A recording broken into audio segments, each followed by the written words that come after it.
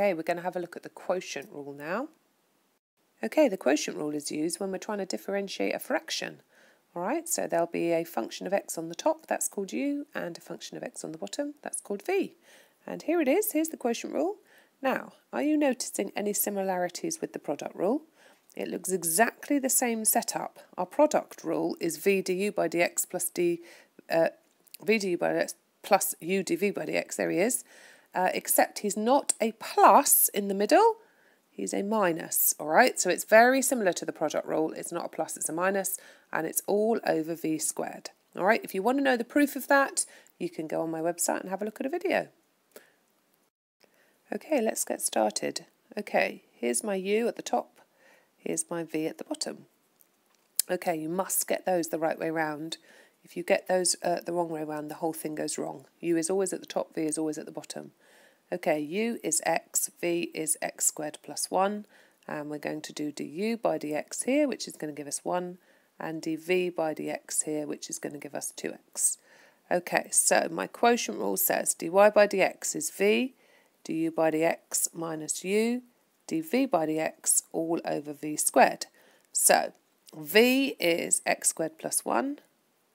My u du by dx is 1, there he is, minus u, which is x, dv by dx is 2x, and it's all over v squared, which is x squared plus 1 all squared.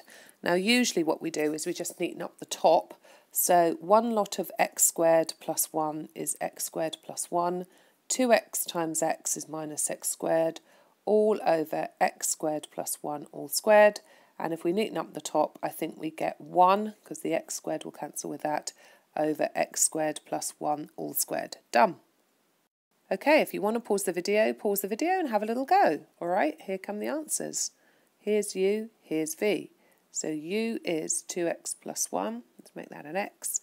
V is x plus 2 all squared. Du by dx is 2, and dv by dx, here comes my chain rule, is 2x plus 2, reduce the bracket by 1, times the differential of the bracket, which is 1, 2x plus 2. Okay, so dy by dx, my quotient rule says v du by dx minus u dv by dx all over v squared.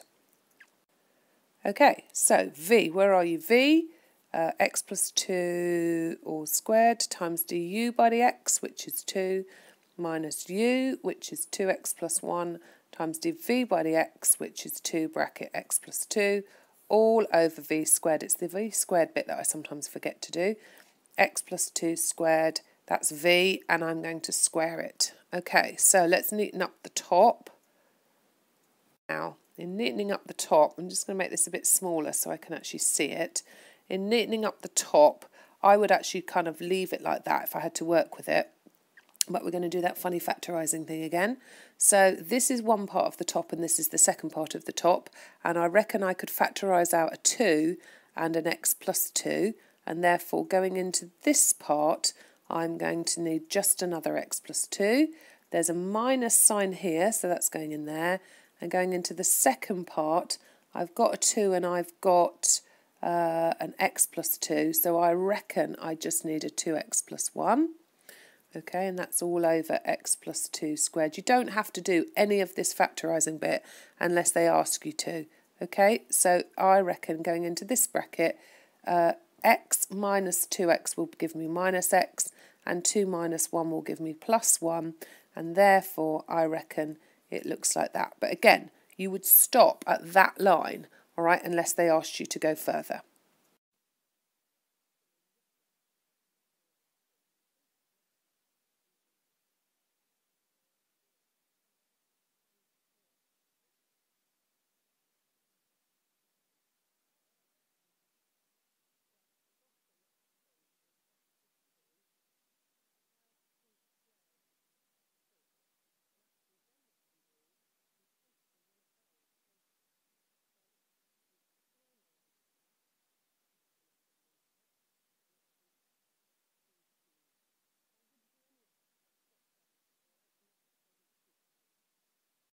Okay, here's my u, here's my v.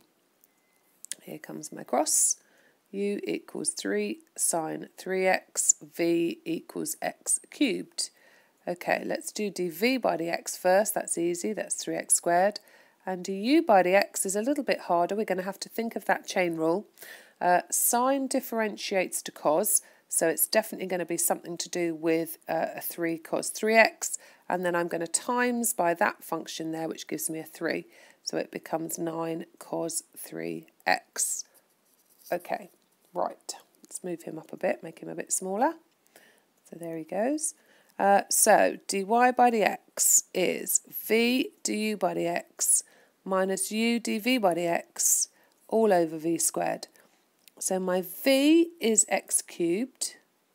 My du by dx is 9 cos 3x minus u, which is 3 sine 3x, and dv by dx is 3x squared all over v squared, which is x cubed squared.